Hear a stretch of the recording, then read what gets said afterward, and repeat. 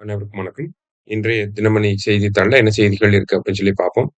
முதல்ல பார்த்தீங்கன்னா, தமிழக அரசாங்கத்தினுடைய முதல் கையெழுத்துகள் அப்படின்னு சொல்லி பார்க்கிறப்ப, நமக்கு 500 யூனிட் வரைக்கும் மின்சாரத்த பயன்படுத்தினோம்னா, 200 யூனிட் ஃப்ரீ அப்படிங்கிறத சொல்லியிருந்தாங்க. அதுக்கப்புறமா பார்த்தீங்கன்னா, நம்ப போதைப் பொருள் பழக்கவழக்கத்த தடுக்கணும் அப்படிங்கிறதுக்காக, ஆன்டி நார்கோட்டிக் டாஸ்க் ஃபோர்ஸ் அப்படிங்கிறத கொண்டு வரப்போறோம் அப்படிங்கிறத சொல்லியிருந்தாங்க. அது போக பார்த்தீங்கன்னா, பெண்களுடைய பாதுகாப்ப உறுதிப்படுத்தணும். பெண்கள் மற்றும் குழந்தைகளுடைய பாதுகாப்பு உறுதிப்படுத்தணும். பொதுவெளியில பெண்களுக்கு பாதுகாப்பான சூழல் ஏற்படணும். அப்படிங்கிற நோக்கத்தோட, சிங்கப்பெண் சிறப்பு அதிரடி படை அப்படிங்கிற திட்டம் தொடங்கப்படும் அப்படிங்கிறத சொல்லியிருந்தாங்க. அந்த திட்டத்திற்கான தொடக்க விழா அப்படிங்கிறது இன்னைக்கு சென்னையில நடைபெற போகுது. லான்ச் டேட் அப்படின்னு சொல்லி பார்த்தீங்கன்னா, ஜூன் 9, 2026 சென்னையில வச்சு சிங்கப்பெண் சிறப்பு அதிரடிப்படை அப்படிங்கிற திட்டம் லான்ச் பண்ண போறாங்க.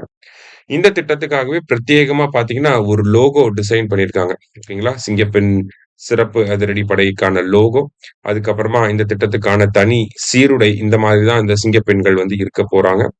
அதே மாரி பார்த்தீங்கன்னா, தனி வாகனத்திலயும் பார்த்தீங்கன்னா, அந்த சிங்கப்பெண் அப்படிங்கிற அந்த குறியீடுகள் இருக்கிற மாதிரியான வாகனத்தையும் ரெடி பண்ணியிருக்காங்க. சரியா?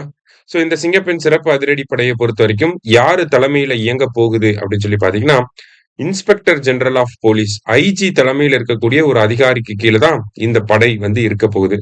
அந்த வகையில அந்த அதிகாரிய நியமனமும் செஞ்சுட்டாங்க. யார் அப்படின்னா, பவானீஸ்வரி அப்படிங்கிற அந்த அதிகாரிய நியமனம் பண்ணியிருக்காங்க. சரியா? பவானீஸ்வரி இப்ப தமிழகத்துல ஐஜியா இருக்காங்க. இவங்க தலைமையில தான் இந்த சிங்கப்பெண் சிறப்பு அதிரடிப்படை அப்படிங்கிறதும் இருக்க போகுது. இன்னைக்கு இந்த திட்டத்த தொடங்கி வைக்க போறாங்க. சரியா? அதுதான் நம்ம முதல் செய்தியாக பார்க்கிறோம். அடுத்தது பார்த்தீங்கன்னா, சமீபத்துல இந்தியாவுடைய 100வது ராம்சார் தலமாக உத்தரப்பிரதேஷ்ல பலியா அப்படிங்கிற மாவட்டத்துல இருக்கக்கூடிய ஜெயப்பிரகாஷ் நாராயண் பேர்ட் சாங்சுரி பறவைகள் சரணாலயம் அப்படிங்கிறது அங்கீகரிக்கப்பட்டிருக்கு. அதை ரிலேட் பண்ணி ஈரநிலங்கள் அப்படிங்கிற ஒரு விஷயத்த வேர்ல்டு லெவல்ல என்ன இருக்கு, தமிழ்நாடு லெவல்ல என்ன இருக்கு அப்படிங்கறதெல்லாம் இங்க கொடுத்திருக்காங்க.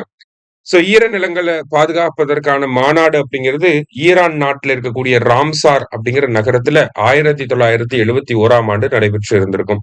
அந்த ஒப்பந்தத்துல இந்தியா எப்ப கையெழுத்து போட்டிருப்பாங்கன்னா, பிப்ரவரி 1, 1982ல கையெழுத்து போட்டிருப்பாங்க. ஓகேவா? சோ இதுல நிறைய ஃபேக்ட் குடுத்திருக்காங்க. அத அப்படியே படிச்சு வச்சுக்கோ. சரியா? ராம்சார் ஒப்பந்தத்துக்கு கீழ முதல் ராம்சார் தலமாக உலக அளவுல அங்கீகரிக்கப்பட்ட ஒரு ஈரநிலம் எது அப்படின்னா, ஆஸ்திரேலியால இருக்கக்கூடிய கோபார்க் பெனின்சுலா அப்படிங்கிற இந்த தீபகற்பம் தான். கோபர்க் தீபகற்பம் அப்படிங்கிறது 1974ல வந்திருக்கும். சோ மிக மிகப்பெரிய ராம்சார் தலம் அப்படின்னு சொல்லி பார்த்தோம்னா, அது பிரேசில்ல இருக்கக்கூடிய ரியோ நீக்ரோ அப்படிங்கிற இந்த ராம்சார் தலம் தான். ஓகேவா?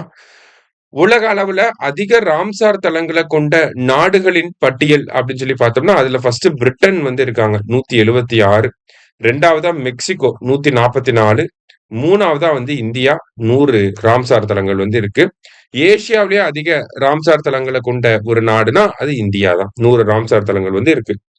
இந்தியாவ பொறுத்தவரைக்கும் 100 ராம்சார் தலங்கள். இந்தியாவுல அதிகமா எங்க இருக்கு அப்படின்னா தமிழ்நாட்டுல. தமிழ்நாட்டுல 20 ராம்சார் தலங்கள் இருக்கு. தமிழ்நாட்டுக்கு அடுத்தபடியே உத்தரப்பிரதேசல 13 ராம்சார் தலங்கள் இருக்கு. தமிழ்நாட்டுல முதல்ல அறிவிக்கப்பட்ட ராம்சார் தலம் எது அப்படின்னா, நாகப்பட்டினத்தில் இருக்கக்கூடிய கோடியக்கரை பறவைகள் சரணாலயம் அப்படிங்கிற இந்த பறவைகள் சரணாலயம் 2002ஆம் ஆண்டு பாத்தீங்கன்னா, நமக்கு என்ன பண்ணியிருக்காங்க? ஆ ஒரு ராம்சார் தலமாக அறிவிச்சிருக்காங்க. சரியா? இந்த மாதிரி எல்லா ஃபேக்டும் இங்க குடுத்திருந்தாங்க. இந்த ஃபேக்ட்ட மட்டும் மனப்பாடம் பண்ணி வச்சுக்கோ. சரியா? அடுத்தது கடைசியா பார்த்தீங்கன்னா, இன்றைய திருக்குறள். "பகுத்துண்டு பல்லுயிர் ஓம்புதல் நூலோர் தொகுத்தவற்றுள் எல்லாம் தலை. கிடைத்ததை பகுத்துக் கொடுத்து தானும் உண்டு பல உயிர்களையும் காப்பாற்றுதல் அறநூலார் தொகுத்த அறங்கள் எல்லாவற்றிலும் தலையான அறமாகும்" அப்படின்னு சொல்லி குடுத்திருக்காங்க. சோ ஷேரிங் இஸ் கேரிங் அப்படின்னு சொல்லி நம்ம சொல்லுவோம். கிடைச்சத எல்லாருக்கும் பிரிச்சு குடுக்கணும் அப்படின்னு சொல்லி, அந்த ஒரு கருத்த தான் இங்க திருவள்ளுவர் சொல்றாரு. திருக்குறள் எண் 322 அதிகாரம் கொல்லாமை அப்படிங்கிற அதிகாரத்துல. இன்னைக்கு முக்கியமான செய்திகள பார்த்திருக்கோம். நன்றி.